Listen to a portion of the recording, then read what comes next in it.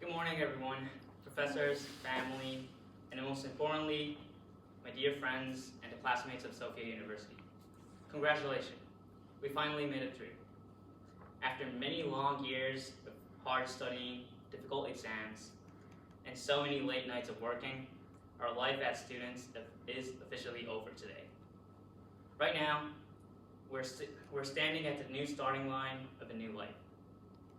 Looking back at the long road we walked, let me ask you a question. Have you achieved your dream? For me, everything started when I was in elementary school. From the age of 9, I've always been dreaming to become a teacher. And I know people would say, what kind of kids dreams about teaching in school at the age of 9?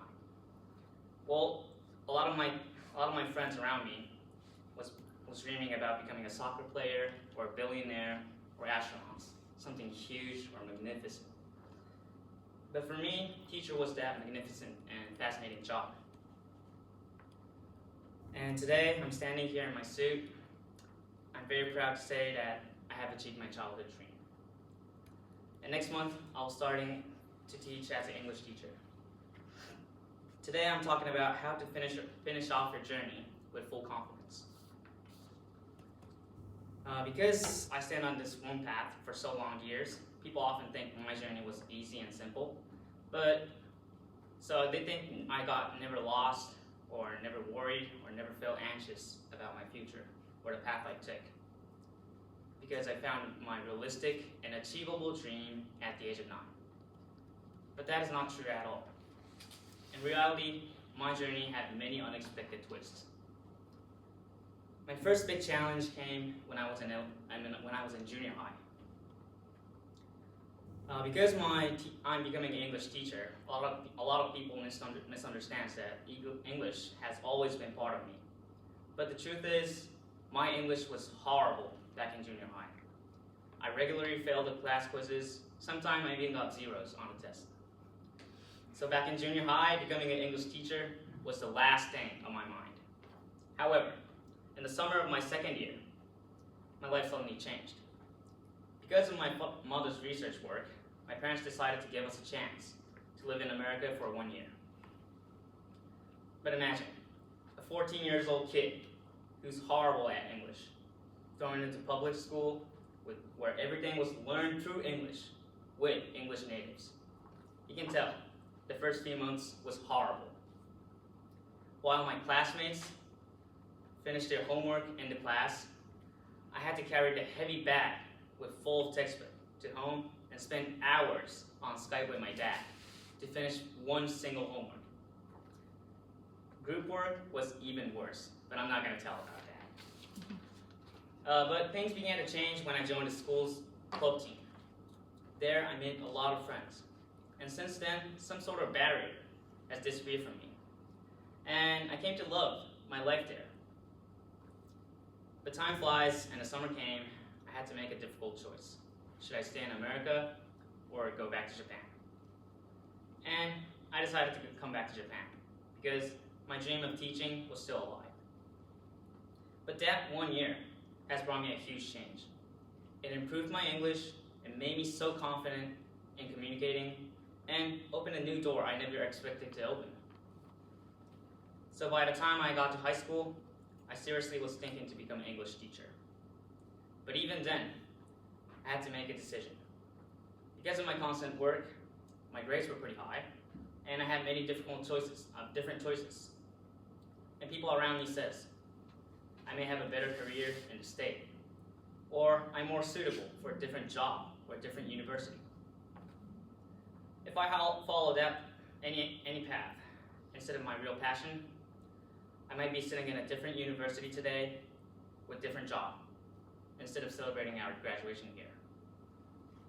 Out of all choices, I came to Sophia. And thanks to that decision, I'm finally standing here today as a teacher.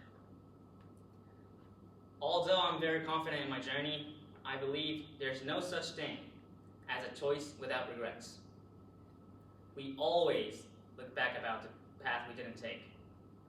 However, one thing I can promise you, is that if you choose the path you truly want, you truly are passionate to, you'll have fewer regrets than not following your passion.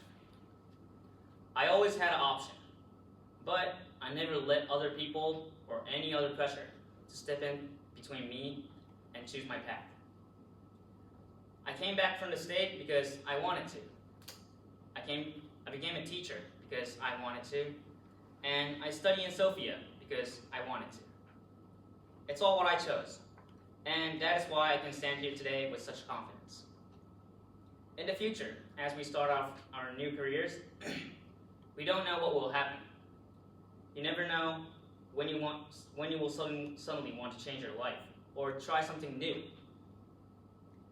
So my final advice for you, my classmates, is this: never stop preparing yourself. Keep learning, keep working hard, and keep preparing yourself. If you always be the best of you and stay prepared, you will always have the freedom and the power to choose your own way whenever the moment of the change comes. So stay ready for it. Thank you, Sophia University, and congratulations to the graduating class of this year. Thank you, and stay ready for it.